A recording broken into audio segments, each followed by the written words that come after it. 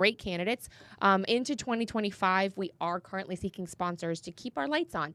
As usual, if you throw us a little bit of money, you get to pick the color of the lights as long as it's not red or yellow. Maybe for enough money, we'll let you do red or yellow.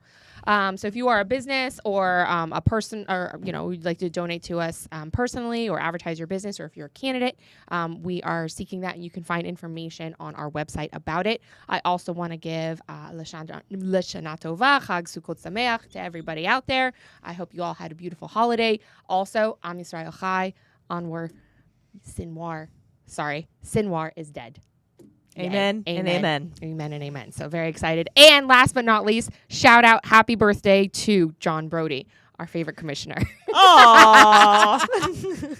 No, we love you, John Brody. We love you. Our favorite commissioners. We love John Brody, Yes. our OG guest of the show. Yeah. Hope he's having a great birthday tonight. Yes, happy birthday. Happy John. birthday. So, all right, guys. So it's been about a month since we hung out. Anybody got quick updates before we get to chatting with our guest here? Has it really been that long? It's been almost a month. Yeah. I survived my first budget season. Oh, congratulations. Thank you.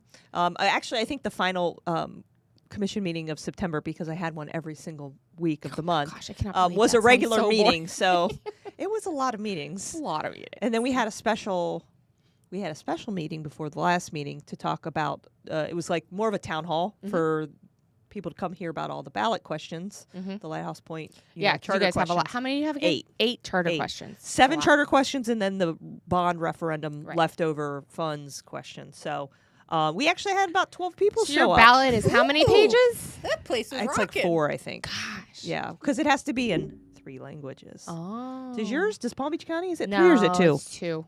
Yeah, they throw in Creole in Broward. Which is surprising, honestly, that they don't, because we do have a large Haitian population. Yeah. And I then know. we have another special meeting for any of our Lighthouse Point listeners, viewers. There is another special meeting before the commission meeting Tuesday night on resiliency.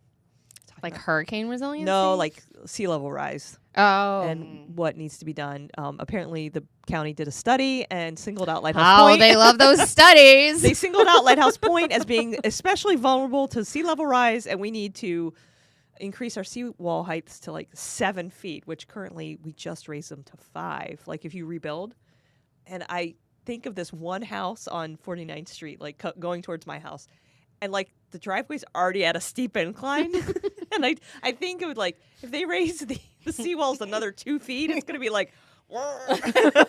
You're going to need like a Hummer to get up it. Basically. Oh my So, yeah, that's what's going on in my neck of the woods. Obviously, a ton of people all over the county are out, canvassing, supporting their favorite candidates. I saw some big signs go up for Joe Kaufman today for Congress. Yeah, they're all over Yes, Boca. yes. So shout out Joe I Kaufman for had getting not them up. seen them. Maybe I've seen him the last couple days, but I hadn't seen him. So. My kids are like, Mom, there's another Joe one. Another Joe Kaufman. There's another one. They're everywhere in Boca. Like, what's his name? Another one. Another one. So, yeah, we're down to the wire. Early my voting gosh. starts Monday. Yep. Early voting Yep. starts Monday. Mark your calendars. And vote by mail ballots you have. I actually just got a text message. You have 7 more days to request your vote by mail. So if you'd like to request a vote by mail, do it now. Yeah. Yes, especially if you know people that aren't used to voting or haven't voted or anything like if you're that. traveling or anything Not like sure that. you're going to be here. Yeah. Make sure you get your vote by mail ballot and mark it up and send it back ASAP. And also, if you have any questions about the amendments, we did on our last episode, if you are just joining us tonight and don't know about it, our last episode, we reviewed all of the amendments and we broke them up into clips. So if there's a specific amendment that you are wanting more information on or hear a little bit more conversation about, definitely go to our channels and look up those, and they're put in clips. You can either listen to the whole episode as a whole, or if there's a specific amendment you want to look for to listen to. They're actually broken up on our website as well. So you can actually just go right to our website, WeTheLocalsPodcast.com, and all of the individual clips are there as well. Beautiful. You were able to embed them right into the website. So fancy. Look at I us. know. Technology savvy fancy. here. And you can click right to our Rumble and YouTube channels. And if you forgot from the last episode, if you need a handy dandy guide to take with you to the polls, that is also available on our website. Oh, yeah, that's right. We did do that. So on my picks site, jessicajansen.com's /picks, I actually have the amendment guides with the embedded links to the clips next to it. Oh, So you can Someone's been taking some technology classes. So you can see the text, and then you can click and watch the little clip of the episode. Look at us. Look at us. 21st century here. I was getting fancy. I like that. All right. What else is new? I'm done. I'm you're good. at Yeah, it? that's all the updates for me. Well, I've been under the weather for 3 weeks, so that was a little frustrating. It's bad timing. So I didn't get a whole lot done, so I don't have a whole lot of updates. I was able to go to both Victory offices in Palm Beach County, the one in Jupiter and the one in Palm Beach County. Highly recommend. Boca. Or in Boca, exactly. So be sure to check those out. Great ways to learn more about candidates, get candidate signed, sign up for things. Go to palmbeach.gop. We're asking for people to sign up for early voting to man our tent sites. So you do have to be a registered Republican. We will check to verify. But if you are interested in getting out, not sure what to do to be able to help our awesome candidates, especially our candidates like Sam, get elected, you can go to palmbeach.gop. It's right on the front page of the website. There's a little green QR code with a link. It takes us to your sign up genius, and then you can look at the locations and pick the time that you want and be able to help us get information to voters as they're headed to the polls. I did recently have the pleasure of being on Jennifer Rosen's podcast, Mind Your Nest. Jennifer. So check that out, Mind Your Nest, on wherever you get your podcast. And I got to talk a little bit about me and my journey into politics. And so that if you're interested in learning more about me, that's something that you can do. And other than that, I'm good. All right. Well, I'll keep mine. I mean, it's been a crazy month. I can't believe it was it feels like it was a really long time ago that we were together, that it seems like more than a month with all the holidays and campaigning. When I looked at this beginning of summer, when I was looking at when the Jewish holidays were, and I saw that they were late and 3 weeks, 2 weeks before the election, I was like, oh no, this is going to be rough. This is going to be a rough one. So, but it's okay. We're powering through. We're having a great time.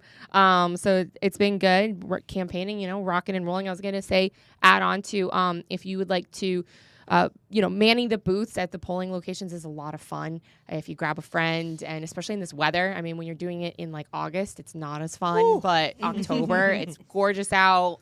Sitting in some shade, chit-chatting, voters. You put some music on. People love to come by. I remember in 22 when we were doing it a lot. I was doing it a lot in front of the Boca Library. Man, the Democrat tent was very depressed. They just looked sad cake. And we had a party all the time, and then we party at the polls, which was a lot of fun as well. Will you be doing party at the polls? Yes, we will be doing party at the polls. Locations probably will be determined probably by the end of this weekend, I would think. All right. So, speaking of Democrats, yes, I learned earlier this week that we have someone watching our show from the other side of the aisle. Dun dun dun. So I just wanted to give a shout out to my state senator, Jason Pizzo. Thank you for watching the show. All right. We may not agree on everything, but we appreciate your viewership and your support. Yeah, we'll take it. Yes. Share. Happened to run into him at a 10/7 remembrance event that was originally scheduled, obviously, for the 7th. It got postponed until this past Monday, and it was a really moving, meaningful event. So yeah, that's awesome. Happy to support my friend Annabelle Limatab, commissioner in Hallandale Beach, from that. Oh, and I do want to say, our hearts are out to all the people suffering from all the hurricane stuff. I know at least my candidate that I'm working with is organizing supplies and delivering supplies to the west coast of Florida. So if you have extra leftover hurricane stuff or that you want to donate or whatever, reach out to us through the show and we'll connect you to people who can get that to the people in need. Yeah, my church is also collecting, last Sunday and this Sunday, any kind of supplies, cleaning supplies, bottled water, generators. Clothes for kids, diapers, stuff like that. wipes. Yeah. So anything. So, all right. I think let's go. Let's get into it. Let's get into it. So, let me. Sam, tell us who you are. Yeah, well, I'm Sam Stern. But I want to get in on this, what's new with me, right? So, let me tell you, ladies. Okay. Some recent drama in my life. All right, let's go. So I have a 3-year-old. Okay. Say no more. And a 21-month-old. Oh. And we're having a really big problem with sharing. Literally, any toy that the other kid has, the other kid wants. Yes. Yep. Yes. This is truly a nightmare. Yes. Right? So how many months apart are they? It's approximately 19 months. Oh, okay. So my first two are 17 months apart. So I understand. Yeah, it's like Boys or girls? 2 boys. Oh, they're just like going to be thrown down soon. It's going to be like WWE in there. They're gonna wrestle for They're it. going to be wrestling for it. Oh, it's unbelievable. You know what my parents always wanted to get us? I think they did at one point when we were little. Was boxing gloves. And they just Oh. let us like I could literally take these 2 kids to FAO Schwartz. They would only fight over one One toy. toy. And that toy would be the one toy that the other kid is touching. It's truly incredible. That's right? amazing. Now, my parents tell me I was like this too with my sibling, but I just think that's just propaganda. Right? They've been against me for quite some time. So that's the kind of thing they're you just telling stories out there and lies. That's the kind of things you just say. That's the kind of stuff you hear when you become a political candidate. Yeah. All of a sudden, all this sort of stuff. Right? Oh, somebody's digging up the dirt on you. Yeah, And it's your own family. Yeah, this is- that you didn't share. It's like Tim Waltz all over again. I'm completely convinced this is just my children. So I mean, it's really incredible. It's like, not. I don't know what the solve for this is. There isn't. I think if we To bought, break I it think if we bought 2 of everything, it wouldn't matter. No, because they would want the other, because one will break theirs, one will lose theirs, and then they'll inevitably want the other one. And no. I'm convinced we haven't done this yet, but it'd be an interesting experiment. We could buy 2 of the same thing. I think they would still want the one that the other person's touching. Yeah. It would be yeah. this. It would be this like sort of cat chasing Yeah. tail moment. Yes. Where it's like it's just like this insanity of like there's 2 objects, each one's touching one, each one wants the other one, Yeah. and they just like literally just pass out from chasing each other around. Well, and the thing is if you try to talk to him and you discipline them. I always told my husband when he would try to talk to our kids when they were that age, I said, you were reasoning with an unreasonable person. So just don't do that. Like, it's not going to get, because he would get so frustrated, like, be like, you eat, like, that trying to mediate these fights. And I was like, But don't. here's the don't. crazy part. On the other hand, they're so rationally smart, right? Yes, but they're not reasonable. Sort of like I mean, but it's like there's like a. So we always joke that my older kid is like a Bond villain. Right? Oh my gosh. Right? It's like he's completely maneuvering us all the time, right? Oh. So my wife usually handles bedtime for sort of a variety of reasons, scheduling wise. So when I go in to say goodnight, and she has a bedtime routine to get him down by a certain time, and it's sort of like a very fixed routine, and like certain things happen and certain things It's don't. the only way you can survive 2 under 2. Yeah, Can yeah. attest. And otherwise they want to stay up. Kid wants to stay up till 9 o'clock at night, 10 o'clock, and it's just not tenable, right? So, like I'll say, oh, I'll go in and say goodnight, and he'll start whispering something. Like, I'm like, well, what are you saying? And he'll be like, read, and he wants me to read another book, right? Because like there's a certain number of books that get read, and he doesn't want my wife to hear. Right? And he's now whispering, like he's 3, and he's like maneuvering us around. He's like playing us off. Like, what's next? Like world domination? Yeah. I had 3, and it was like they would all blame each other. So then you never knew really like which one did anything. And then it was like the oldest one always like took the blame because she just didn't want to deal with it anymore. And I'm like, I know you didn't do it. I just wanted to be over, Mom. So I'm the oldest, and my sister Annie is 11 months younger than me. So we're like wow. Irish twins. Oh, Yeah. wow. And I know when we were little girls and my dad would come in to say goodnight to us, Annie would be like, Dad, you talk to Abby this much and you only talk to me this much. It was like, we had to have equal amounts of time with Dad. Yep. It is. I'm glad to know it's not just me, ladies. That's So Yes. the biggest question is then are you going to add to the mix by going for number 3? It's a really good question. So here's the conundrum. Okay. So it's me and two boys, my wife, and so my wife, look, love to have a little girl, especially. My wife is convinced that if we have another kid, she's having twin boys, and she's feeding a basketball team, and she's just not sure that she can sort of handle, raise, feed a basketball team. I understand recognizing that I'm included in that Yes. sort of like child The rearing. 5th sort child, of- yes. Yeah. And so it's like the answer is to be determined. But it look, I think it's sort of you don't live the full experience unless you have a kid of both genders, because there are obvious really differences. So My dad gave up after 3 girls. Well, So so did we we. had 2 girls, and then my husband, we had 2 girls that were 17 months apart, and my husband was dead set against. He's like, no more, we're done. And I was like, let's think about it. Let's just think about it. Let's wait till they're a little bit older. We won't go so quiet. We won't do the quite crazy of 2 under 2. We won't go 3 under 3. Like, that's a little crazy. Like, we won't do that. Let's just wait. And so then we finally were like, okay. And so I was like, but you have to be okay that could potentially be a 3rd girl, and I don't want to hear about it. Like if it happens, it's a third girl. I don't want you complaining or whining or, and this is you're taking the chance. We're taking the The chance. Lord's will. It's right, exactly. So I was like, so he was like, all right, let's do it. And we got our little boy, and I wasn't so lucky. I I have know. 3 girls. but I am, and I'm so happy. My grandmother always used to say, like, don't you want just one more? Dude, It'd my probably be a mom, she's not boy." gonna watch this. She's And not I was watching. She's busy working, so she's not gonna. But she seriously, for like up until like last year. So my son is 5. He's gonna be 6 soon. Up until last year, she'd be like every like couple months, she'd be like, I think you're gonna have another one. I think you're gonna have another one. I'm like, Mom. No. Yeah. I'm like, if you could guarantee 100% I could have a boy, I'd think about it. But since that's not in the cards, the answer is no. That's the conundrum. I mean, the other problem with it is like, it's if you don't do it, at some point, you can't do it. Right. Right. Well, and that's the thing. Like I didn't want them spaced far apart. So I was like, I have a certain window of time. And that window of time was also when COVID started. And I was like, I don't want to have a kid right now. This world is insane. Like, what are we doing? This sounds crazy. But so many people had COVID babies. Oh, no. My kids were born during COVID. Yeah, No, but they were your first That's true. ones. That's true. I already had 3. When COVID started, I have 3 kids, and they were 5 and under, and we lived in a 2-bedroom condo. And everyone in our audience knows the story, and I was like losing my mind. Because the parks were closed. Everything was closed. Everything and was so closed. I was like, I can't be pregnant. Like, I'll go crazy. Like, this is not going to work. So, all right. So, Sam, why don't you tell us a little bit more about yourself? So, you married 2 kids. Where are you from? What do you do? How did you get here? Yeah, well, there's a lot there, right? Yeah, so I live in West Palm Beach. Are you from Florida? No, so I'm originally born in New Jersey. Okay. I was born in New York City, but I grew up in New Jersey, and I came down to Palm Beach County seasonally for most of my life because my parents had a place here, and they still do. And I moved down here full time in 2011 when I joined the Palm Beach State Attorney's Office. And this is where I met my wife here, and when we were both traveling down to meet our families.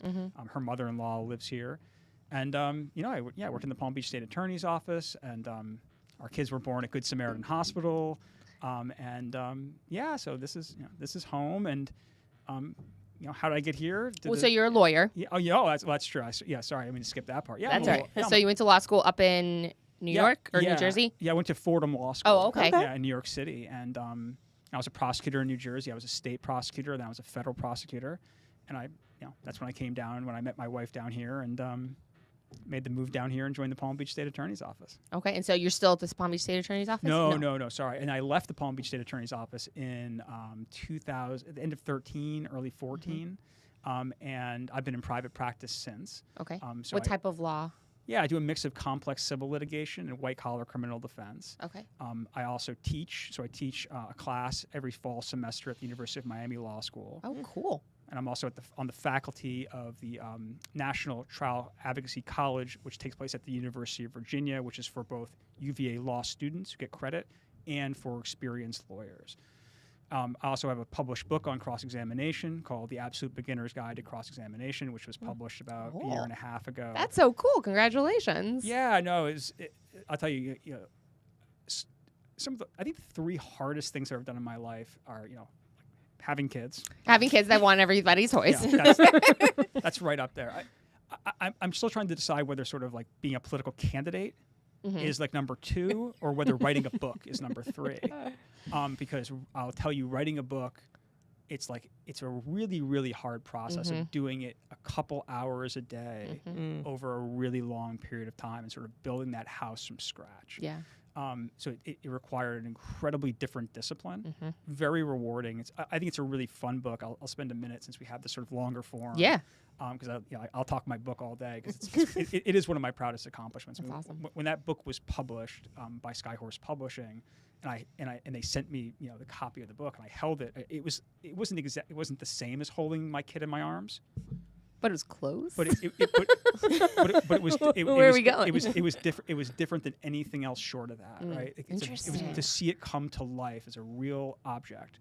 And so what I do in the book is I lay out the principles of how to be a good cross-examiner, right? I need to read this. Yeah, no, and it's not just for lawyers, right? It's the principles that make people good as an advocate or in cross-examination are the same things that make successful people anywhere. So the first chapter is it's just titled "Credibility is Everything," right? So if you don't have credibility, like what can you do in this world? Right. Like you can't sell stuff door to door. You can't do anything because if nobody believes you, Like, good luck to you, right? Which we see so much in the political world. Yeah, like in every business, frankly, in Yeah. every walk of life, like, so, lawyers, everyone need to jealously guard their credibility to be effective advocates for their positions, right? So the first many chapters are laying out these principles. And then the really challenging part of writing a book about this, like, think of it like skiing, right? Like, what if I wrote a book about skiing? You'd be like, okay, Floridians, we don't oh, ski. yeah, or like how to play basketball. Right? Okay, that can Okay, work. well, you hold the ball like, you're reading a book, like, hold the ball in your palm and then do this with your flick your wrist. You'd be like, wait a minute, this doesn't sort of wash out. Right. There's no context, right? So I was like, okay, I got to put this into context. And so the way I did it, I wanted to make it fun and digestible. And the way I did that, and I think it was successful, is I used famous movie trials as the context for the principle. So what I did is I took the transcript of 3 famous movie trials, and I analyzed the transcript to show what's good, what's bad, and what you could do better. Any guesses of what movies? A Few Good Men. That's correct. That's one. That's absolutely right. That was the one that came to my mind right away. How about To Kill a Mockingbird? That was going to be another one. I thought about it. Considered but didn't use. Okay. Any John Grisham one? Yeah, I was gonna say one of the John Grisham movies. No, on John Grisham. Oh. I'm stumped. I am too. So My Cousin Vinny, Yeah. I love that movie. and then the third The one Utes. is the third. The Utes. You were serious about that? I wore this for you. And Anatomy of a Murder, which is a very, very incredible movie from the 1950s. Oh, Oh. never seen I it. really recommend it to you and everybody listening. It's truly incredible. It was directed by Otto Preminger, and what makes it especially exciting is it's based off of a real case. Oh wow. And that real case was the lawyer who tried the case wrote a book about it called Anatomy of a Murder. But what was even more interesting is he wrote it under a pen name. And the reason the author wrote it under a pen name is because he was a sitting Supreme Court justice in Michigan Oh wow. when he wrote it. So he wrote it under a pen name. And I actually, as part of the book, see it in the book, and there's some of the footnotes, et cetera. I went and did research into it, and I found some of the old trial transcript from the real case that happened in the Upper Peninsula. And the movie really tracks very, very closely to the transcript. But let's take My Cousin Vinny for a second. I just want to give you a taste of this because I think it's really interesting. Everyone here fairly familiar with My Cousin Vinny? Yeah. Okay. All right. No, but that's okay. All right. What? No, Yeah, You gotta You watch guys it. got to stop being shocked that I don't watch I pop know. culture. yeah, But 1 out of 3 is a pretty good. I know enough about it. All right. So So remember the beginning of the movie when the boys get arrested, right? And the sheriff's questioning Ralph Macchio's character, William Gambini, and he says, when did you shoot the clerk? And he goes, I shot the clerk. I shot the clerk. Right. Yep. I shot the clerk. Question mark. Right. Yeah. Okay. Later in the movie, sheriff is testifying in the preliminary hearing for the trial, and the prosecutor asked him the question. He says, "What did you ask him?" So I asked him, "When did you shoot the clerk?" And he said, "I shot the clerk. I shot the clerk." Right? We remember this. Now it's not a question mark; it's a period or an exclamation point, whatever you want to call it. Right? But it's an emphatic statement rather than a question. Okay. Next thing that happens, Jim Trotter III, on behalf of the state of Alabama, he does his opening statement, right? And it's in the transcript, right? He goes in front of the jury, in front of the judge, and he says, "And you're going to hear from the sheriff of Beecham County that William Gambini confessed to the sheriff of Beecham County to killing the clerk at the Sack of Suds." Right? Yeah. He opens on it, Yep. and he makes a promise to the jury. Now, for the people who remember My Cousin Vinny, did the sheriff of Beecham County ever testify for the government? I'm assuming no. The answer is No. no. He didn't. No. And no evidence of that was ever put in by the government, did it? It never happened, right? The 3 phases of this were the guy with the grits and the timing, right? The old lady with the thick glasses, Yep. and I'm sorry, and then the second guy was the guy with the rusty screens and the bushes, right? So what happens here probably is, remember, this isn't a real case. This is a screenwriter did this. His name is Dale Laudner. My supposition is he knew how to create the appearance of a case against the boys, right? And then he, undid it through cross-examination, the things we just described.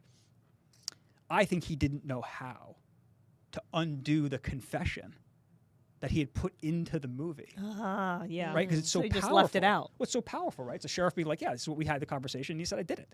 Just like, he says in the preliminary, he went under oath and he said, the guy confessed. Prosecutor says he confessed and we're going to call the sheriff. And they never did it. So my guess, I think it's a reasonable guess, is the sheriff that the screener didn't know how to cross-examine the sheriff if he had said the same thing he said in the preliminary hearing at the trial. Right? So what he does is he blinks it, Right. and he masterfully blinks it. Like nobody notices You're that right. this happened. And we all love My Cousin Vinny. We're like, this is one of the great trial movies. And yet, in the movie, the government makes a promise of the most powerful piece of evidence in the whole case, and they Doesn't never even put present it in. it. That's right. So what I do in the book is, this is sort of special for My Cousin Vinny as compared to the other ones, is there's a special section called The Missing Cross-Examination of Sheriff Farley. And I explain this issue, and then I show the reader how you could, in fact, effectively cross-examine the sheriff had he testified as he did at the preliminary hearing. Right. So what I'm really trying to explain in sort of longer form, is that when you learn the principles of how to do this, it just changes how you see things.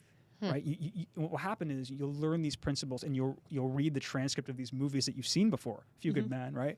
And you'll see the movies completely differently. Like, let me ask you: did you think Few Good Men's a good trial movie?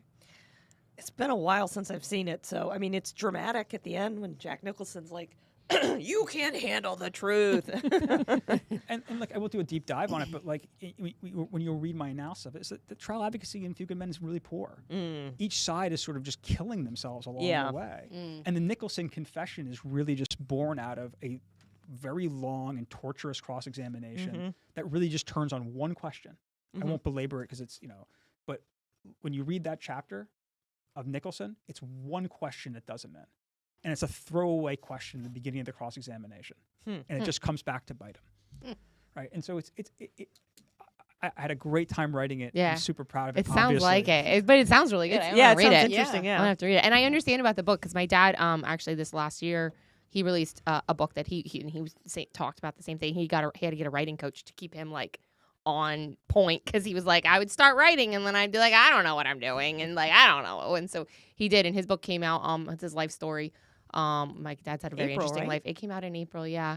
And so like I understand, and I get like how he. I mean, it wasn't me personally, but watching him go through that process was fascinating, and I think it's really cool to do that. I'm gonna write a book one day. About your political shenanigans? Yeah, it's gonna be called The Flamingo Effect. I don't know about my political shenanigans. I'm gonna do a tell-all. Yeah. I'll just leave it there. So, Sam, what is a state of attorney here in Palm Beach County? Define that for us. Yeah, I mean, I'm really glad you asked because what it basically means is you're the prosecutor for the county. So everything from a misdemeanor to a capital offense is the job of the prosecutor, the state attorney, right? It's a very unfortunate title in a sense because it throws people off, right? I see this on the trail all the time. They're like, is this for the whole state? Is it the equivalent of a district attorney in other states? Exactly. Okay, so so a lot of people hear those words like on the DA from Denver and the DA from LA, and they're the reason all the crime and blah blah blah blah blah blah blah. That has to do with because they choose not to prosecute certain criminals. That's why like crime is rampant in a lot of those areas because they are the district attorney. But that's the equivalent to this is the state attorney here in Florida, right? That's absolutely right. So the best analogy I would make is like so Alvin Bragg in Manhattan, the Manhattan district attorney. Is the equivalent of the Palm Beach state attorney. Okay. So it's just like how we have like House of Representatives in the Florida House versus Assembly in New York, which is like the assemblymen that govern in New York. They're like we have the Florida House of Representatives, state representatives, and then in New York They have the assembly. They have the assembly. I'm not totally sure to be honest. Okay. With you, but it is. Yeah. It's the same job. It's It's just a different title. That's right. Okay. You're the prosecutor. You're in charge of all criminal matters. And what's really special about Florida, I mean, it's not the only state, but certain states have attorney generals who do criminal stuff over the top of the counties, but that's not true here. So who would you answer to? That's what makes it really important for the voters, right? Is that the answer is you don't report to anybody. Huh. But you're a constitutional officer, correct? Correct. So you report to the voters. Well, but in terms of how she was asking, you don't report to the attorney. You report some statistics to the attorney general's office, but you don't need let me just draw an analogy. Right? Okay. I think this is really helpful for people. Is like you don't report to anybody. Let's compare like being U.S. attorney versus being a state attorney, right? So U.S. attorneys are appointed by the president, confirmed by the Senate. They run a district, right? But they report as a technical matter to the Attorney General of the United States because they are part of the Department of Justice. Okay. And the U.S. Attorney, while has a lot of power, needs permission to do any number of things. Like they want to charge certain people, if they want to initiate certain kinds of investigations, as examples, right? Tax cases, et cetera. They need permission from Washington. From the Department of Justice in Washington. Correct. Okay. Right, because they're part of an organization where they were, Right. There are rules and procedures. The state attorney is the head of an office that is in charge of all criminal justice for the county, and they don't need permission from anybody to take the actions of the office. Right? They don't report to the Attorney General. Yeah. They don't have to say, "Hey, Attorney General, can I do this? Can I do that?" They can just decide if they're going to take action take criminal action against anyone. That's right. If you want to file charges, like the state attorney makes the call. If they want to initiate, investigatory steps like doing a wiretap, the state attorney makes the call on making the application to the court. They don't need permission from an outside entity. So how would that work? Let's just say, for grins and giggles, like the federal, how does that integrate with anything federal? So like if there's a case that they want to open, let's use January 6th for grins and giggles. They want to the federal attorney, DOJ, thank you. It wants to open a case against someone in Palm Beach County, wiretapping, whatever it may be they want to do. Do they come through you at all? Is there any would they come through you? Is there any integration there? Or can they do their thing and then you're separate from that? Or if they want to bring charges or anything, that's DOJ, it's separate. So just, I don't mean to be, and I don't want this to sound like pedantic, but it's important for everyone to say. No, exactly. That's why I'm asking. The way the United States is created is we live under two sets of laws all the time. Right? We live under the federal laws and we live under the laws of the states. It's a sort of a creation of our birth as colonies and states, and that came together as these United States, right? It's like we have state rights, and we also have a federal government over the top of us. It makes us different than France, et cetera, right? So we always live under two laws. So as Palm Beach State Attorney, my obligation would be to enforce Florida state law. Okay. I have nothing to do with federal law. Okay. Look, there are times when you cooperate with the federal government because there are things that should be done in tandem, et cetera, but it's called dual sovereignty. Okay. We're not minor league baseball to them. We have our obligations and our oaths, et cetera, and our own laws. And those laws can also be different in certain respects, right? So when you can cooperate, you absolutely should. But we also have our own things to do and our own responsibilities. Okay. All right. That makes sense. All right. So what made you decide that you wanted to run for state attorney? Yeah, I mean, for a lot of things we're talking about here, so it's a first predicate, right?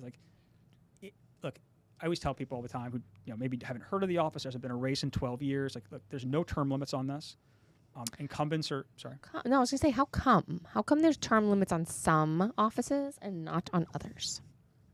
Yeah, I don't have a great answer for you. I'm just curious. In terms Anybody of know from the history. panel? I don't think any of the constitutional officers have term limits. Oh, that's true. You're right, actually. Yeah, but as far as why that is, I don't have the historical. Nobody wants to run for those offices. They don't want to term limit them. I don't know. That's how we got Bradshaw for 20 years? Yep. Is that how that works? Okay. All right. Sorry. Continue. Yeah. No. I mean, it's so it's there's no term limits. Incumbents are rarely challenged. I mean, there's 19 state attorneys in Florida, and there's only 4 races this year. Wow. Us, which is an empty seat. Tampa and Orlando, which are unique because those are where Governor DeSantis suspended those prosecutors. So those are sort of. Oh, he yeeted them? Yep. Oh. Okay. And then the fourth one is I don't really know the backstory of it, but like if Tampa and Orlando weren't their unique situation, there'd probably just be 2 races this year out of 19. That really tells you that these are really sticky. And so it's really, really, really important. As I always tell people, in this you alluded to this before. If you elect a bad congressman, you don't leave your community. If you elect a bad prosecutor, people do move. And I'm sure everybody listening to this and in this room knows somebody who left where they lived because they were concerned about the crime, which flowed from the prosecutor who was elected, what have you, who refused to enforce the law. So I was in a community meeting, and just to kind of get a report card on how our current state attorney has done, because he stood up in front of this community meeting and bragged about how good of a job he was doing. Because when he was in New York visiting recently, he went to the drugstore to get stuff. Excuse me, sorry.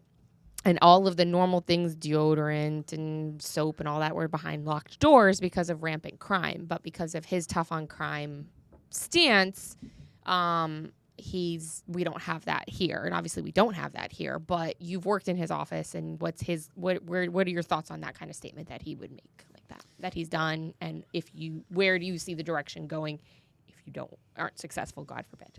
Yeah, I mean, there's a lot there. There's a lot there. I know it's a lot of questions all rolled into one. So take what you want and run with it. Yeah, I mean, look, I think, it's true that we're not in the disaster that other communities are in, like San Francisco at the current moment, right? However, I do think the other reason I got into the race beyond how important it is because I have been and am very concerned about the office, and I've spoken about this. It's not the first time. I think this office needs significant reform in terms of leadership. And the things I've been talking about is examples that are sort of very digestible for people are really twofold, right? One is, there's an Epstein prosecutor. Yes, that's on my list to ask you. Yeah, so I'm happy to do it now. I mean, yeah, let's go. Look, I mean, obviously the Jeffrey Epstein thing is one of the greatest outrages in the history of criminal justice in America. Yeah. The grand jury transcripts were released in July thanks to the legislature and the governor. Shout out Peggy Gossett. Simon. Yeah. No, yeah. Look, it's a big deal to have done that, and those transcripts really gave clarity into something that had, that's been talked about, written about, documentaries made about, et cetera. I mean, for good reason.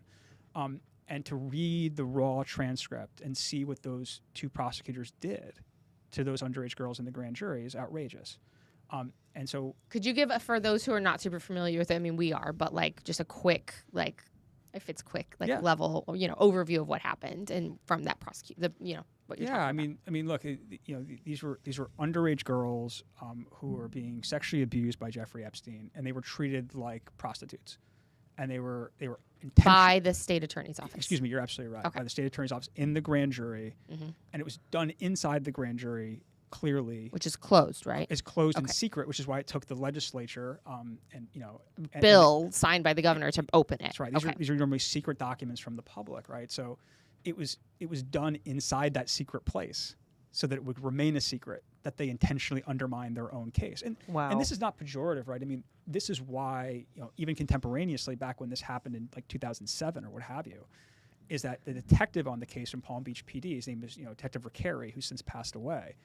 When he saw what was going on, he ran to the FBI and said, "We have a huge problem. The state attorney's office is undermining their own case. They're taking a dive, right?" Why did they do that?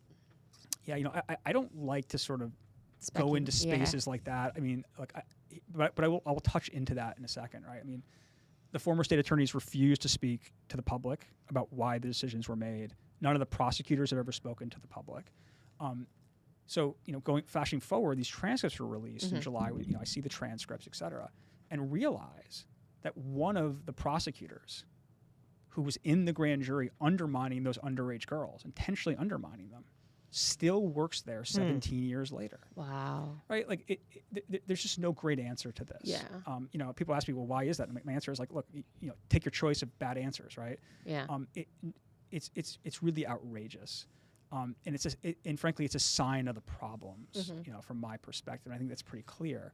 The other thing which I've talked about publicly as well is this plea agreement that was made from Michael Wiseman. Explain who he is. I'll give more context. Everything always requires some context, which I'm happy to give. Yeah. So after and just be really clear about this for everybody. This is not a Donald Trump story per se. I mean, he's the victim of the story, but this would be outrageous for anybody in public office or in private citizenry who's the victim of this conduct, right? A couple days after the first assassination attempt in Pennsylvania, Michael Wiseman goes online. He threatens to kill Donald Trump. He threatens to kill J.D. Vance, and he threatens to rape their daughters. This is in the probable cause affidavit, right? It's jeez. He goes online. He does all this stuff. The PBSO arrests him. He's held no bond, meaning he's in custody, et cetera, right? So everything's very normally handled. And these cases happen all over the country. People make threats against public officials, and serious prosecutors' office take it seriously. Flash forward, 2 days after the golf course incident, the second attempted assassination attempt, the Palm Beach State Attorney's Office makes a plea agreement with Mr. Wiseman to give him pretrial intervention. And what that means is after 12 months, He'll have no criminal record. He'll able to have his arrest in this matter sealed or expunged. He can buy a gun in 12 months. Right? And if that doesn't sound sort of crazy enough, right? They did the Palm Beach State Attorney's Office not only shouldn't have done that, they had no legal right to do that. And let me explain what I mean by that. You can't give a pretrial intervention on a second-degree felony for threatening to kill somebody. It's in the statute, right? It's an illegal plea. And they did it. They did it. They made an illegal plea, which on its merit makes no sense, right? So on every level of this, it's deeply problematic. And sort of for both of these issues I just talked about, when I win this position after the election, as I've already said, I'm going to commit to understanding exactly what's happened in both of these incidents and to be very publicly, open. Good. And telling the public why an illegal plea was made, why this prosecutor's been there. And frankly, as far as Epstein goes, as far as I'm aware of, no one's ever looked at the files. When has there ever been an internal investigation done within the office saying, like, what's in the files? Or, like, let's talk to the assistants about why they did what they did. Instead, they just refuse to speak to the media, and there's this sort of, like, black hole. Like, we've gotten grand jury transcripts released via amazing act of the legislature. But, like, why won't the office talk about it? Why won't the people involved talk about it? Why won't? Why are the and files? it seems like everybody kind of blames everybody else. It's like, Palm Beach, the city of Palm Beach, blame, pushed it off to Palm Beach County Sheriff's Office, and then that whole debacle with how he got work release and all of that kind of stuff. And it's like, and then the sheriff's office and corrections office blamed the state attorney, saying that they were threatening that they were going to sue the sheriff's department and all of this. So there's like all of this finger pointing going everywhere. And I can make that simpler, right? Like, for me, I don't really know the answer about the rules about whether he was eligible or not eligible. Like, so leave the PBSO sort of like rules aside, right? He should never have been allowed to plead guilty to soliciting an underage prostitute. Like, the failure was at the Palm Beach State Attorney's Office. Because they chose what the charges were going to be. Because they intentionally undermined their own case to take a dive. And then only when the detective Ricari from Palm Beach PD, who did a good job of working the case, went and complained to the feds and put pressure on them to do something, then they came up with a sort of a marginal plea, which allowed for this sort of, work release, whatever this was, right? But if the state attorney's office had handled themselves appropriately, then none of the rest of this is part of the movie. Are there other failures behind that failure? I think that's a potentially fair criticism. I'm not playing in that space because I'm not. It's not my space to play in terms of PBSO, et cetera. But what I can tell you is the first failure here was not Palm Beach PD in terms of investigating the case. It was the prosecutors, and that dovetails really nicely into the topic we're talking about, right? Like, people really do need to understand. There's a reason why the state attorney is number one on non-federal races on your ballot. Like, really digest it and think about it for a second, right? This race you haven't really thought about with this weird title, state attorney. Why is this race 2 or 3 spots higher than the sheriff on your ballot? Why is there no state race higher than state attorney? Like, really digest Never thought about that. Yeah. And It's been a long time since we've had one, so. That's right. But I can tell you the reason why it's number one. It's not because of alphabeticalism or reverse alphabeticalism, right? It's because it's that important. The state attorney is the tail that wags law enforcement's dog. Like, all our law enforcement officers are important. Don't misunderstand me. Right. But none of them prosecute anybody. Right. So they can arrest, they can charge, they can they can do the paperwork, and they could say, okay, here you go. And you could be like, nope. That's right. Yeah. And that's what happened in Epstein. Like, it dovetails so perfectly into the point, or into why things are locked up in Manhattan. Right. Because a prosecutor named Alvin Bragg went in, wrote a memo, and said, guess what?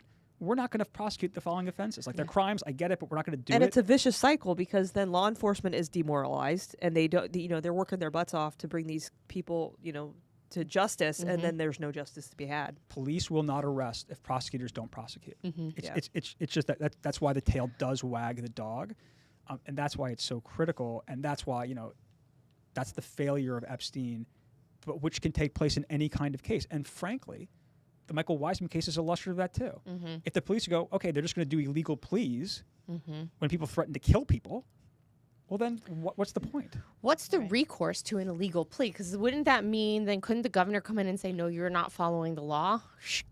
Out? Like, could he do that? Is that what that? How did he remove? Why did he remove the two in Orlando? Because they were very public in saying that they were not going to prosecute certain cases, and they were basically saying, "I'm not going to do some or part, some or all of my job," and that it's in his constitutional power to remove people that aren't doing their job. Yeah, I think it's a touchstone, just which sort of pivots a little bit into a related point, right? Is we don't have the right, nor should we, to just say, you know what, I know that we have elected these people and they passed these laws, but you know what, I just don't think that I agree with those laws. So I'm just not going to enforce them as a whole cloth issue. What we do have the right to do is on a case-by-case basis, based on the facts and circumstances, to use our discretion about what to do based on the facts and the evidence. What we don't have the right to do is say, you know what, I just disagree with the law on this. I'm just not going to do it. That's not okay. I will never do that. It's a violation of our oath. I don't believe in it. That's how you get what you got in all these other cities around the country. Yay. Wow. Yeah, that makes sense. All right. So I have a question. Could you explain a little bit what a grand jury is? Yeah. So, grand jury basically is it's a little complicated in Florida. Okay. Because we hear that term thrown around all kinds of things. And I know a lot of people are like, I don't even know what that is. I don't fully grasp. I mean, I know concept, but anyway. Yeah. So while we have you. I'm happy to, let's take it like as a broad concept and talk about Florida. Okay. As a broad concept, the grand jury is a group of members of the community that come together for the purpose of, it's a secret proceeding. How are they chosen? Did you just get like a little note in the mail? Like, here, you like jury duty? Yeah. Like literally like jury duty? That's right. Call cards? That's right. Oh, so all those times I said, no, I can't do jury duty because I have kids, I could have been getting on a grand jury. There aren't many grand juries in Florida. Okay. But there are federal grand juries that you are susceptible to being, being chosen for. Well, No, I would love to. Actually, I always wanted to. I just never could because they always called me when I babysat. So here's the basic difference between a grand jury and a jury. Okay. Juries decide guilt or innocence or liability in a civil case, right? They say who wins, who loses, whatever. Grand jurors don't decide outcomes. They decide whether criminal charges are brought or not. Okay. Right. So that's their purpose, is to bring charges. In other states, or in the federal system, when I was a federal prosecutor, you basically have to use the grand jury to bring a charge against somebody. You can use something called a complaint, which gives you some charging authority within a small window of time. But generally speaking, without getting too technical, no matter the size of the crime, or is it like a certain level of crime? No, it's like if you want to charge people without getting too technical about it, other than filing a complaint, which is a short-term thing, you indict people by the grand jury. It's not you, the prosecutor, charging them. It's the grand jurors, having heard the evidence and the testimony, who are saying, we're charging you with the following crime. The grand jury charges you. Interesting. Right. So when you send a subpoena, so the grand jury is also it's an investigatory tool as a federal prosecutor, as an example. In other states too, but let's just take the federal system. So you could say, look, we need the bank records to determine if this crime was committed in this fraud case we're investigating, right? So you issue a subpoena saying, give me all the bank records from Chase from, years X to years Y. That subpoena technically comes from the grand jurors, although the U.S. Attorney's Office is giving it to the bank on behalf of the grand jurors. Although, look, the grand jurors, they're not in control of cutting that subpoena. But as a matter of authority, as a technical matter, that subpoena comes from the power of the grand jury to investigate criminal conduct in the course of deciding whether to bring criminal charges or not. Okay. Florida is different. Right? Florida, their grand juries do exist. We just talked about it with Epstein. Grand jurors, 99 point whatever the number is of cases in Florida don't get charged by a grand jury. In Florida, prosecutors have direct charging authority. It's called direct. It's direct filing, meaning you sit at your desk and you type it up and you say, we're charging person X with the following crimes, and you sign the document. And that's it. And then it goes and happens. And an arrest warrant is issued, and the police go and arrest the person. Why is ours different, and how many states are like that versus that are not? Or I don't. Is it a common thing, or are we unique? because we're weird like Florida and we're weird? Or Yeah, what's I don't really have, I don't have a number for you just because I'm just Yeah. not an expert on every state. No, I know. I don't know what's going on. I mean, New Orleans I've heard is kind of like a weird jurisdiction in terms of a lot of stuff. But the answer is I just don't know. I mean, look, it's a wrinkle, but in the end of the day, it's a wrinkle that at the end of the rainbow is, in the end of the day, do you have the proof or not? right. Like, it doesn't materially sort of change things. Like, it's Right. like it's a game of evidence and proving things beyond a reasonable doubt at the end of the rainbow. Is it beyond reasonable doubt at both the grand jury and? Not I in- didn't think so. Not in the grand jury. Yeah, I didn't think So so. what's the grand jury like? Is it more likely than not, or is it probable? You guys are getting pretty technical on me. This is I'm an accountant, and there's in the tax law world, there's some overlap between law and tax. You guys law. are. I mean, are you guys like? Is there an investigation? You guys worried about? No. not presently. Is the next question like how likely am I to get charged? Like, How likely is this to happen? It's- Listen, we all know our names are on lists somewhere, so who knows? It triggered something in Only my a matter of in time. my former CPA brain there. so I'll share this because it's just like, so one of the really sort of interesting parts of being a political candidate is how many people reach out to you thinking that like you're offering your services as a lawyer. Like we sent a piece of mail out and someone called me up. They're like, I need help with the following thing. And I always try to call people back. And, Yeah. And they're like, I want help. And I'm like, well, look, here's what try this or try that. And they're like, well, you sent me this piece of mail. Why won't you take the case? And I'm like, well, look, I'm a candidate for office. Like the election is like in like a month or whatever the time was. And I was like, look, I'm not really doing that right now. And I sent you a piece of mail as part of a campaign. And the person was like, no, this is a solicitation for services. And I was like, no, it's not. Look on there; it says paid for. Yeah, it also says vote for me, right? Yes, I did get that mailer. Right. I was like, I literally was like, look, I'm not soliciting you for like a painting contract for your house, right? Like this is not what this is. Like, please look at it. Read it. even marginally. Look at it, right? People read. Fortunately, I didn't get anybody calling asking if I could prepare their taxes for them when I ran. So Good. here's the best part of the story. So I've tried to be nice. I tried to do all this stuff, and like I'm kind of getting browbeat into like, why won't you do this? Why won't you do this? Like you've offered to help me by your flyer. Oh gosh. And at the end of it, the person tells me that they voted for somebody else already, and I was like, Oh, geez. I was like, look, I'm happy to help you, but like, did you really call me up after you voted for the other person? And like, you wanted me to help you, and then like, you're That's like, so sketchy. it was just it was odd, right? So there's a lot of these sort of like that's why I'm just like, that's why when I came in here I was just like, did they invite me because they just want free legal advice? They're like, do they think like, because you're running for something, it's like now it's like you're the people's attorney. Now like, you I'm have just to gonna, give us all the free legal advice we need, or we're withholding our votes.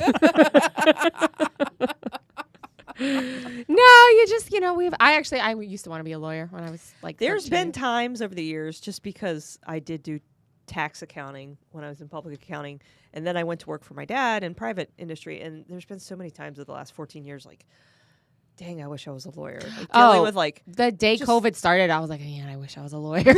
I should have done that. I should have done it. it's a terminal degree, like if I ever wanted to be a professor, like a tax professor, but also like, yeah, dealing with lawsuits at work, and it's just like, I should have been a lawyer. Should have been a lawyer.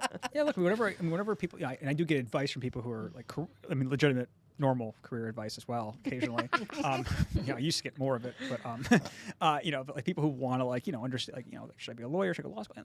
And my answer is always like, it's like the law is a beautiful place because whatever your interests are, like you can do that through law, right? If you're into sports, but you don't have the game for the NBA, like you can be a sports lawyer, Yeah. right? Like you can be in the space that you're So really passionate good. about. Yeah. I wanted, when I was 12, when I was 13, in my bat mitzvah speech, I said I wanted to be a constitutional lawyer and overturn Roe v. Wade. That was my goal. Oh, you're so cute. I know, I was so cute. I got really far, right? Look at that. Yeah. So like, but yeah, that makes a lot of sense. It's what you like. It's like most things in this world. What you do. It's what you make of it, Yeah. and what you want it to be, and it's just really expansive. I'm not saying everyone should be a lawyer. Don't misunderstand me. We need Heaven They forbid. get a bad rap. we need doctors. Don't misunderstand me. Like we need. No, I'm just kidding. we need lots of people, but like it's a great vocation, and I always encourage people, like, it's a great path to pursue your passion, especially like, look, if I wasn't doing this, like I love sports. Like when I was little, the joke was, that I was going to be in the NBA, and obviously anyone who's met me understands if you're The dream faded.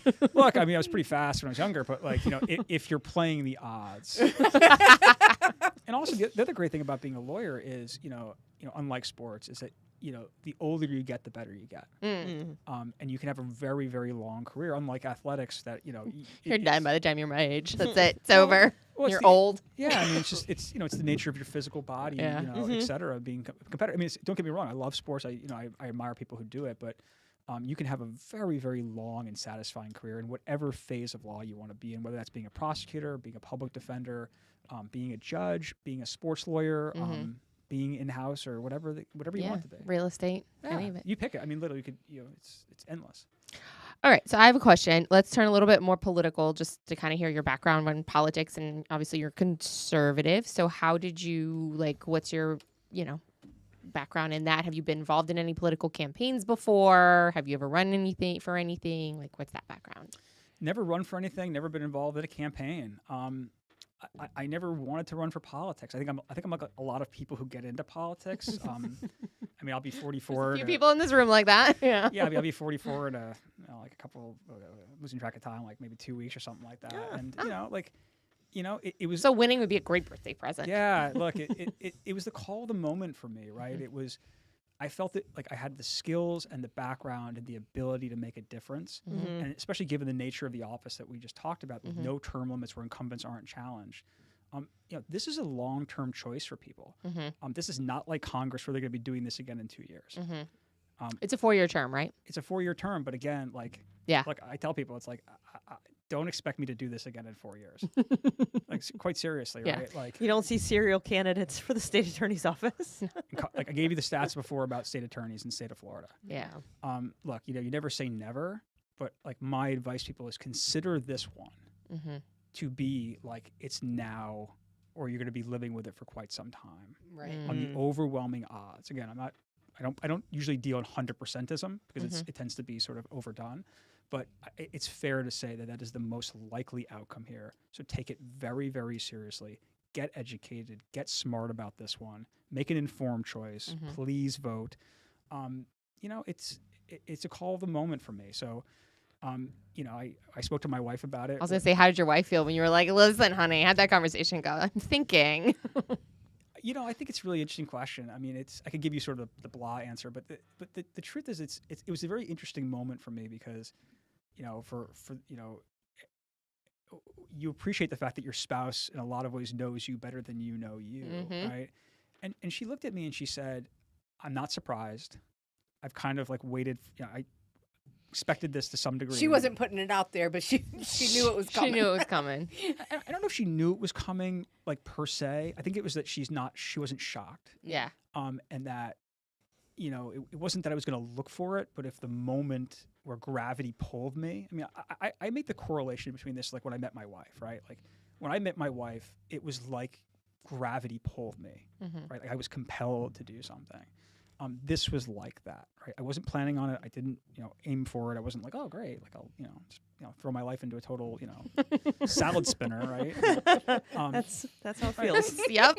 But Yep. It's a moment where you say, notwithstanding the grinder, I feel compelled to do this, right?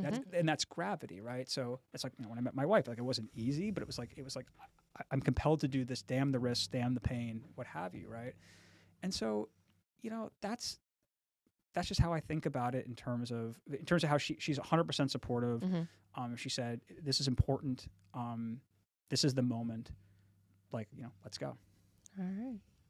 How does and was it what you expected it to be being a candidate, or has it been like way, how has that been meeting your expectations, or did you have none at all?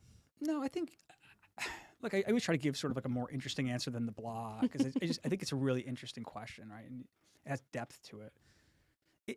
It'd be like a little bit as an analogy, like if you met an astronaut and you were like, hey, like what's it like to be in space, or like walking on the moon, right? And they would tell you, they tell you all about it, right? But the reality is, however much you listened or how many shows you watched, until you've done it, right? Yeah. What you think about it versus actual physical contact and experience. It just is. It's not transferable.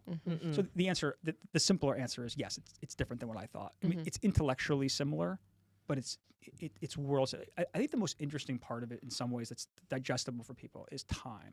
Right. So the best advice I got at the beginning of this was like, time is going to be different than anything you've ever experienced, because this deadline is not moving. Right.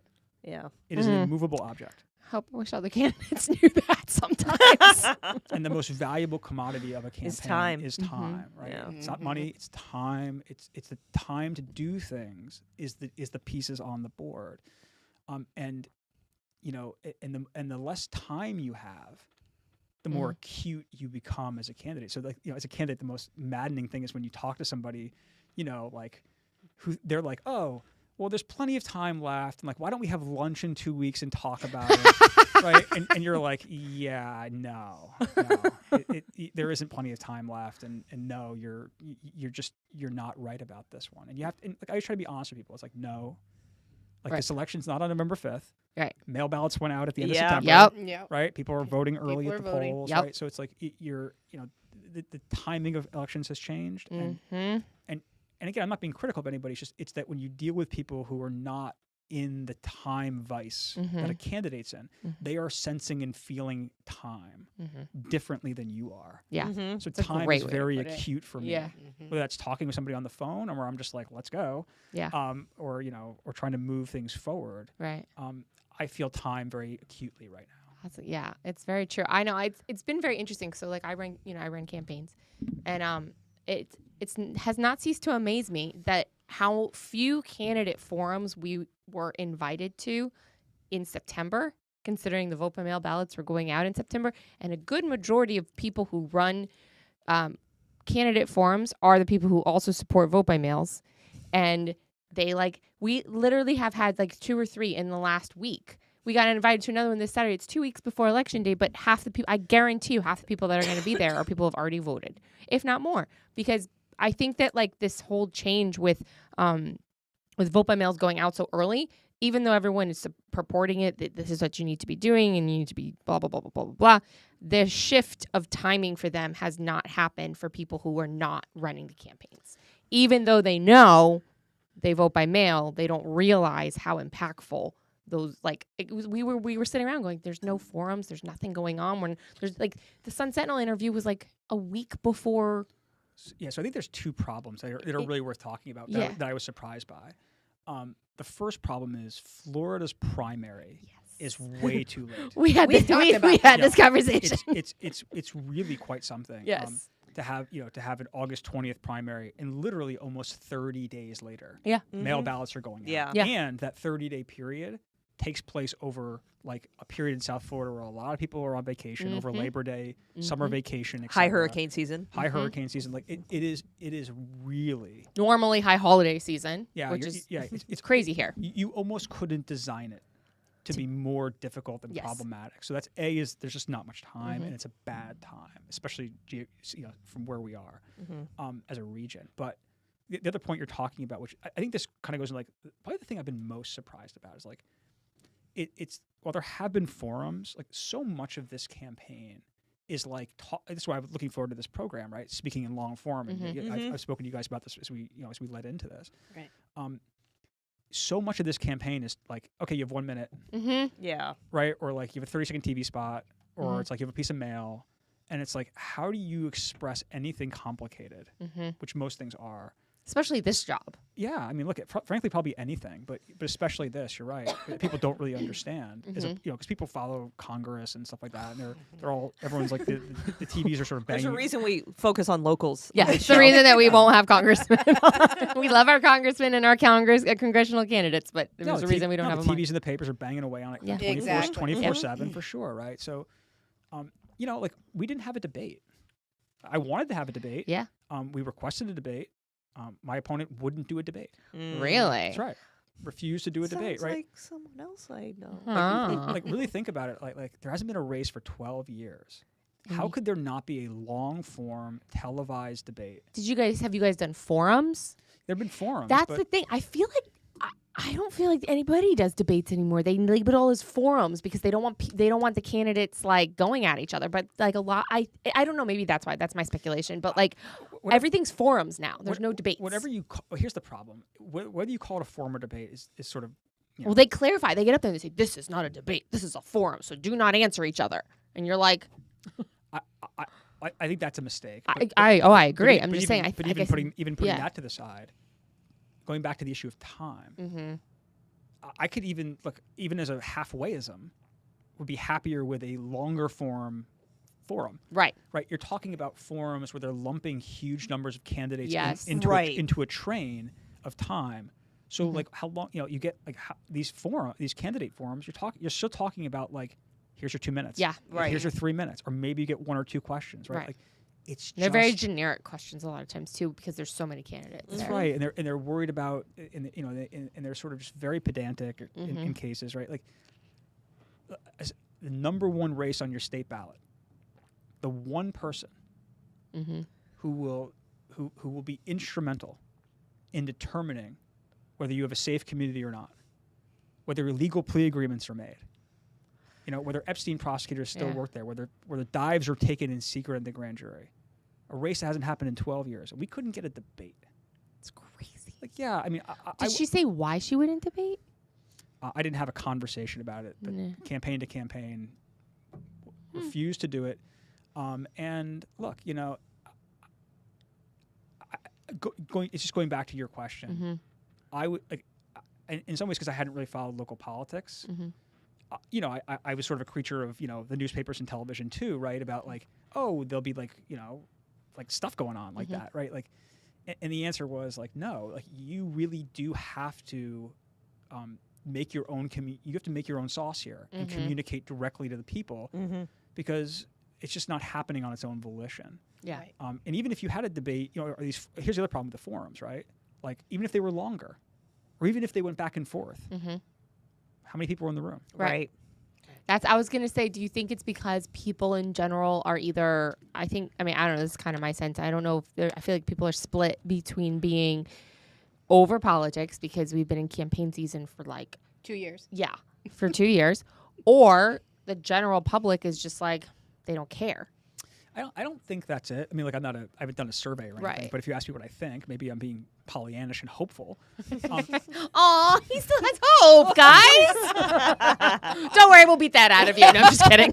Sorry, continue. I think voters are like analogous to juries. Like, Okay. I think they want to get it right, and they really do want to know the answer. Now, Mm-hmm. do they want to are they going to quit their jobs and not raise their families so that and just study us? Like, no. of That's what course we not. did. That's just what we do.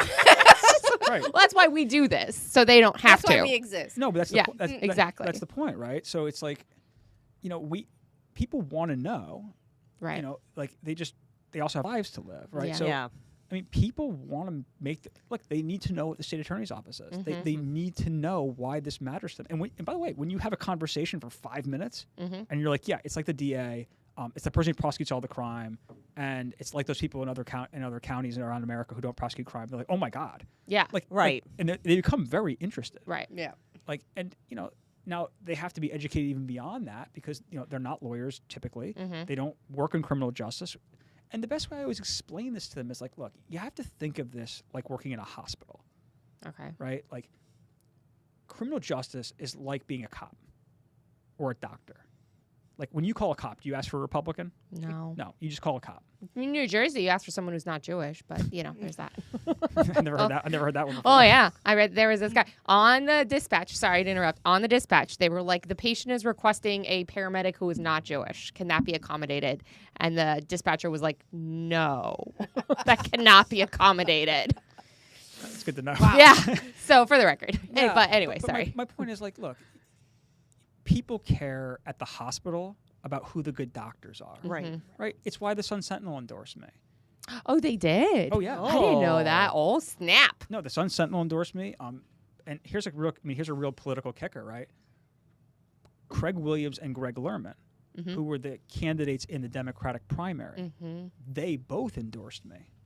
I did hear that actually. That is interesting. So let me ask you, ladies, have you ever seen in all the politics you've ever covered, state, federal, whatever, have you ever seen where the candidates for a nomination of a party, either one, refuse to endorse the nominee and endorse the person of the other party. Ever seen that one? Sheriff. Well, it only just now. happened in Only Sheriff. just now. Yeah. But Well, not up until now. Yeah. Ever. No. I don't Okay, so you're saying Diaz. know. Mhm. Yeah. All right. But up until now, no. Yeah, that one's a little tricky for different. Yeah. You're right. But- There's different- history there. Yes, but to answer the question more directly, I don't think so. Yeah, I can't think of any. All Can't think of any. So even Yeah. with one, whether it's a one-off wrinkle, whatever we want to call it, the point is But both of and have both that's, of them. That's right. That's right. Is that she that is she that scary? Yeah, look, I mean, read the endorsements. They're on I will. they're on my Facebook website. Like, look. Oh yeah, where can people find them? On your Facebook Yeah. page? Okay. Yeah, I mean, it's it tells you something, right? Mhm. Like the Sun Sentinel is, I think, look, the Sun Sentinel. Sun Sentinel. Yeah, look, I have a lot of respect for the board. I mean, I will tell you, like I think they gave me a fair shake. But they're not a conservative newspaper. I don't think anybody. Did you get asked the 2020 election question like most Republican candidates did? whatever was on their questionnaire? I just feel like that was like their cornerstone question. Like, That was in 22. This court, I don't know about what yours was, but I was seeing them ask everybody about Amendment 4. What's your opinion on Amendment 4, which we don't have to talk about, but like that was a big one. Okay. That was like the random. I feel like boom they that endorsed in the CD23 primary. They endorsed Joe Thaluska because because he said that the 2020 election was fair and like Balanced. legal. legal Yeah. election. It was like that. That's the only reason they endorsed them. Well, it didn't go very far. But the point being is, like, look, the reason this is all happening Mhm. is because in this race, it's a law enforcement job. Yes. For everybody listening, Yes. it's a law enforcement job. Just hire the best lawyer you can find to Mm. keep your community safe. Mm-hmm. The two Democrats in the primary endorse me because they think I'm the best doctor to run the hospital. Mm. It's just that simple, right? Like, the Sun Sentinel endorsed me because they think I'm the best doctor to run the hospital. So taking party line out of it and putting just the Yeah. best person to run the hospital. That's right. Like, that's what the prosecutor, and frankly a sheriff is too, right? Yeah. These are law enforcement jobs. Yeah. Look, they're a political rapper. Mhm. That's the rules. It's for all you golfers out there. Like Bobby Jones said, you play the ball where it lies, right? But in the end, I would not have gotten into this race from the beginning if I didn't honestly believe I was the best person to run this hospital and to keep this community safe. If there was somebody better, I'm telling you, I wouldn't have done it That's good. because I wasn't looking to do it. Right, It's just right. the honest truth, right? Like, it was the gravity and the call of the moment. For such a time as this. That's right. I've been working on this my whole life, developing these skills. This was the moment. I felt that the community needed me. This is where I live. This is where I'm raising my two boys.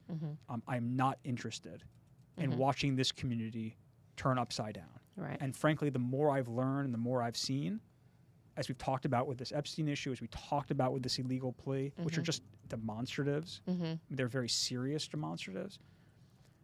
Look, I mean, Miss Cox, look at the Sun Sentinel when they ran a story about Wiseman. Look at her response to it. She said, look, she agreed with the plea, and she thinks she's in favor of, the kinds of resolutions that I think her almost exact words were that get to the root cause of criminality. Like, look, Oh, systemic racism. look, I don't. Sorry. I don't want to put subtext words into it, but We sit through a lot of community meetings.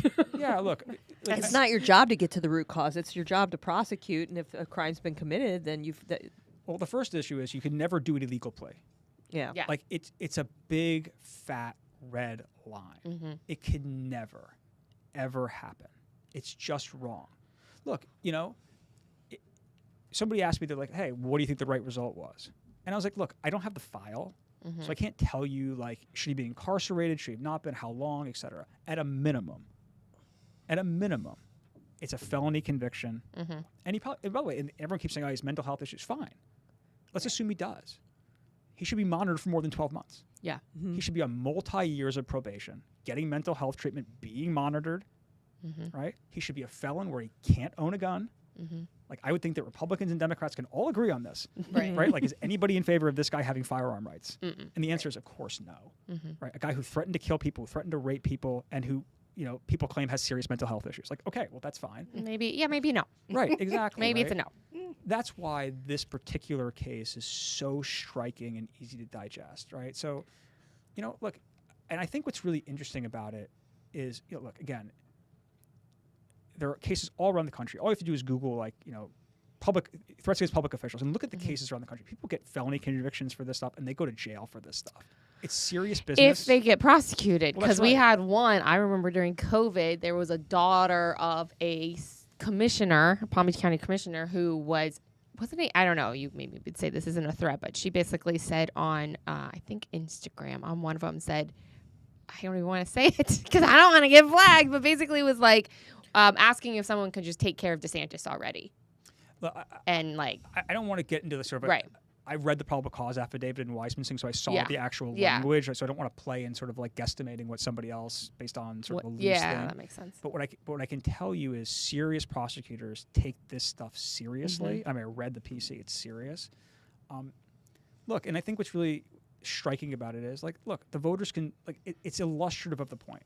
Do you want a prosecutor like me who says to you, "Hey, here's the truth. It's an illegal plea, and it makes no sense, and it makes no sense for the following reasons, and this is wrong"?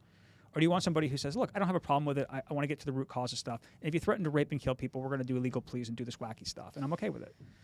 And it's like the answer is, fine.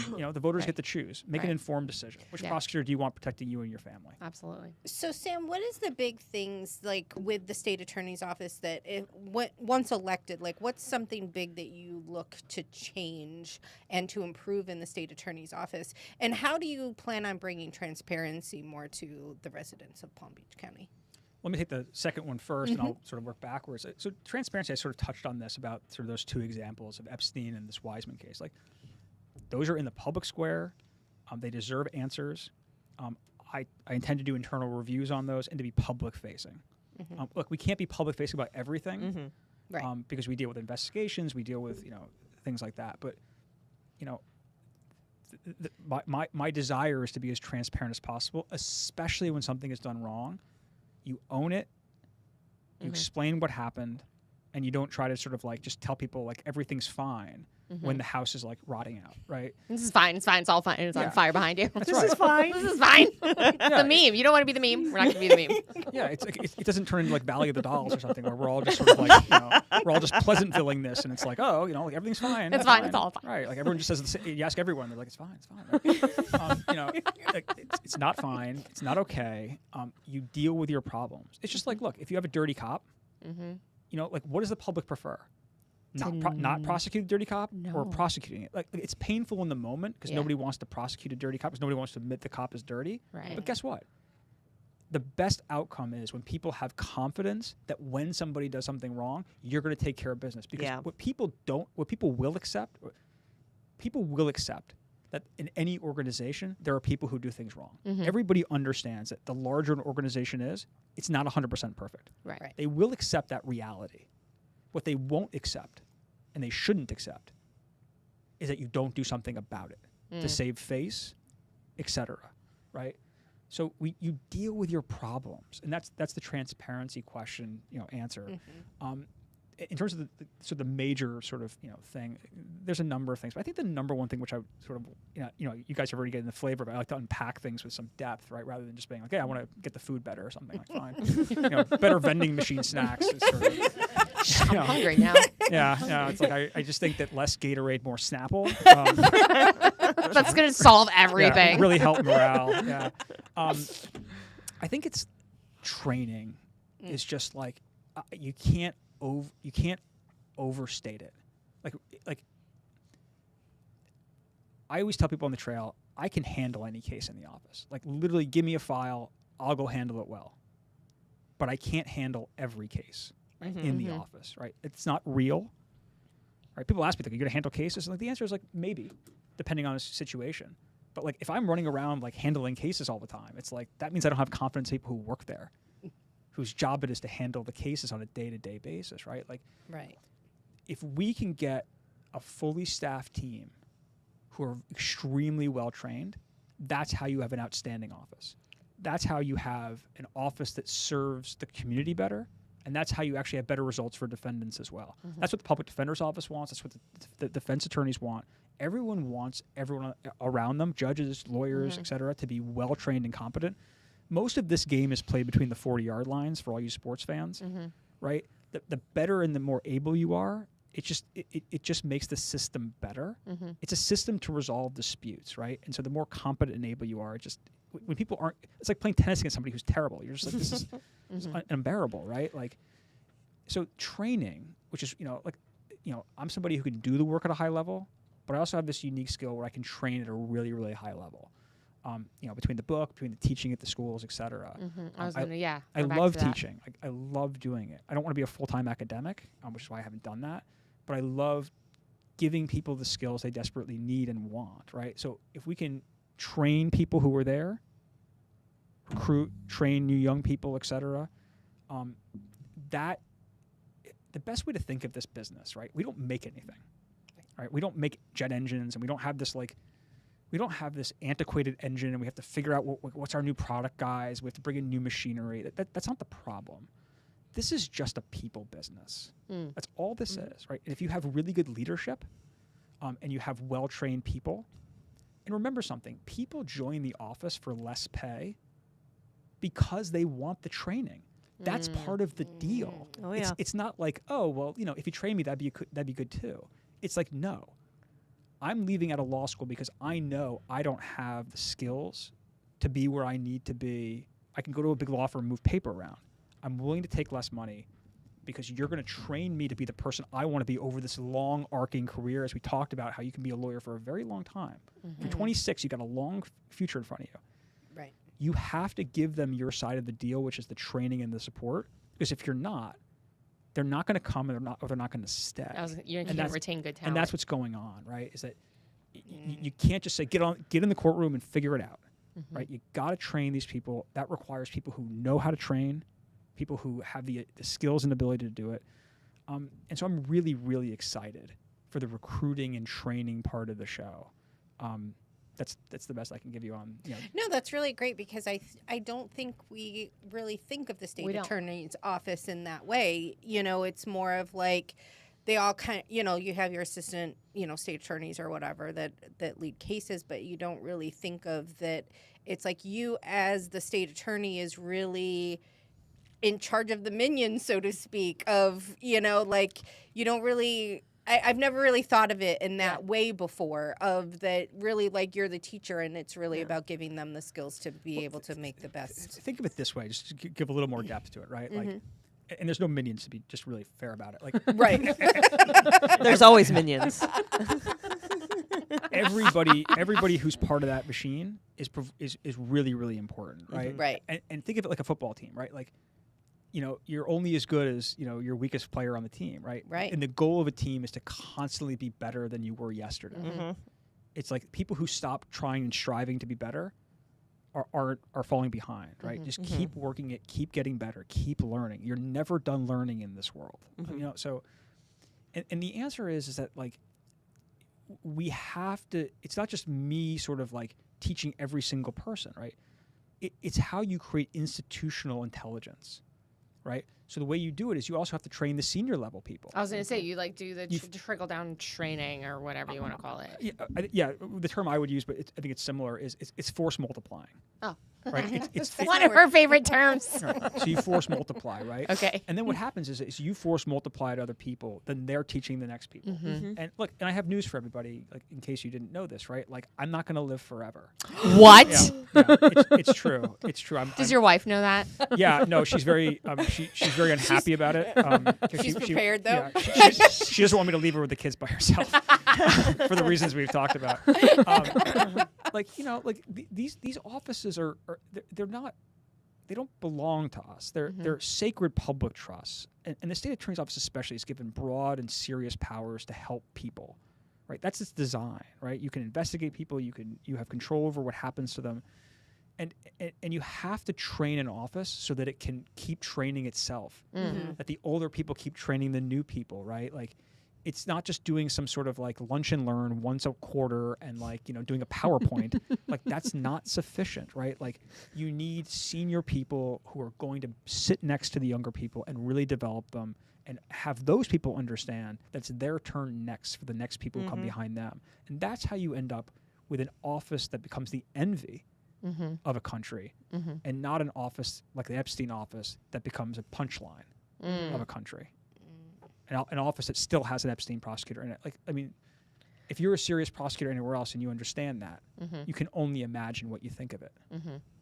Now, and is ideally like the state attorney's office, would it be like ideally to have, you young lawyers that come in, you train them, whatever, then they maybe, stay there for a few years, they go off and do their own thing, and then as they get older, then they come back and insert themselves in more of a senior level. Is that ideal, or is it really more about starting and then working your way in and being at the for a long time? It's a really good question. I mean, it's a really interesting question. And the answer is there's generally not a one-size-fits-all to this, but here's what I would sort of top level this and say. Is that as a general premise, I find personally that staying in one place for an extremely long period of time tends to sort of stop development. I am confident that I am a much smarter, more able attorney today, having left the state attorney's office, having gone on the private practice side, having been on the defense side, having taught at the University of Miami Law School, et cetera, written my book, et cetera, and had the life experience I've had outside of the office, that I'm better today than I would have been if I was doing the same thing every day that I've been doing, right? Because you stop learning new things and you stop growing. Doesn't mean that people should like leave it at an arbitrary number. Life isn't a one-size-fits-all for people. Like I've known prosecutors who are outstanding prosecutors who were, like in DOJ for 20 years, and then like they had surprise twins, and they're just like, look, I have to leave. Right now they left. Surprise twins. Yeah, I mean it's a financial hardship to be in these jobs. Like you are making less money, and but people want to be the good guys, and people are willing to make that sacrifice over the long term. But like, I mean, that person left, but they've grown a lot more. They look back on it and say, you know what, it was actually for the best for me. Because it was easy. Look, I see this when I teach people at the schools, right? It's easier not to grow. Growing is painful. Like self-governance. Yep. We were just talking about this before you came in. Self-governance is hard. I tell the students at every class, we begin the class the same way. I said, does anybody in the room want me to tell you you're doing a good job if you're not? And no hands go up. And I say, okay, let's just remember this moment, right? Because you came here, you paid money to be here. Good money in Miami.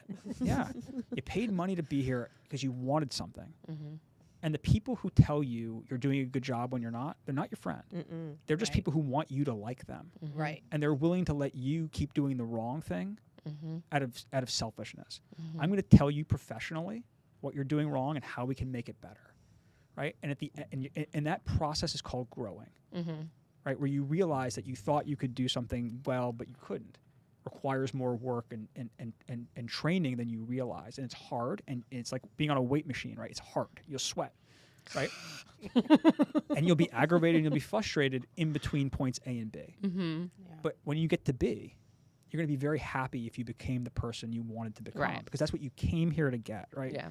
But it's easy emotionally to get lost between A and B. And you can start telling yourself all kinds of stories, right? You can start doing all that stuff, right? Because growing is hard. It's much easier just to stay static, especially as we get older. I mean, my kids, taking it back to my kids, right? My kids are like learning machines, right? Like all they want to do is learn, right? The questions. Like, I'll wait till they hit like 5. Yeah, and then they can articulate the questions even better than they can at 3, and then it's and then everyone in this room probably is like, if you talked about your parents, you'd be like, they don't want to learn anything new, right? So the older we get, the more resistant we become to learning new things, and the more set we become, right? So it's this really, really interesting dynamic. We have to keep learning. We have to keep growing. We have to keep pushing ourselves. So the answer to your question is different things for different people. Offices need a little bit of both. You don't want to lose all the sort of senior people who are like institutional players, but you also don't want to become a totally top-heavy organization either. Everyone has to follow their path in this world. But as a general premise, if somebody was asking me for advice, I'd say keep growing.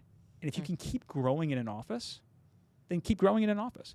But if you find yourself in an office just doing the same thing all the time every day, and you're planning on doing that for the next 10, 20 years, look, it's up to you. But my advice would be is like, you're not going to be growing. You should be challenging yourselves and so forth. But like that's just my advice. Yeah, you stop learning, you start dying. That's how that works. Look, that's a big part of this campaign. I mean, Any questions? Oh, sorry. No questions. No, sorry. I just want to ask if you have any questions or in the- comments. Okay, before we. Jennifer Rosen said thank you. Oh, I did.